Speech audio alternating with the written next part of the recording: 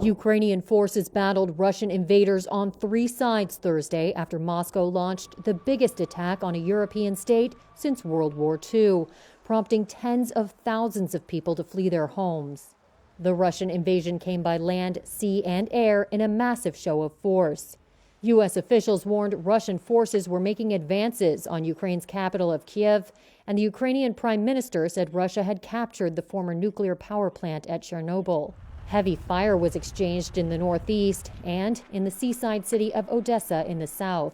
The assault brought a calamitous end to weeks of fruitless diplomatic efforts by the West, with Russian President Vladimir Putin declaring war in a pre-dawn televised address.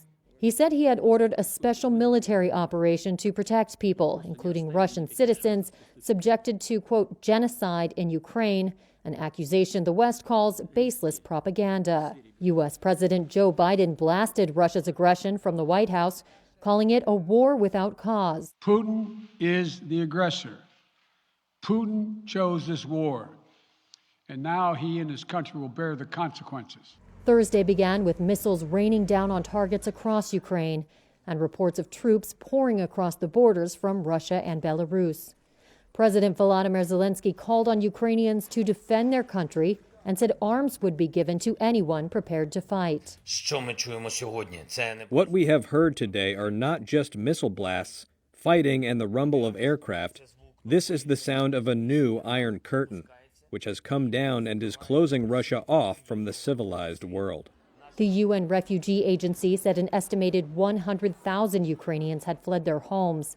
Some took shelter in train stations. Others tried to get out. The highway heading west out of Kiev was choked with traffic across 5 lanes as residents fled, fearful of bombings while stuck in their car. Biden has ruled out sending U.S. troops to defend Ukraine, but Washington has reinforced its NATO allies in the region with extra troops and planes as countries across the West impose tough sanctions.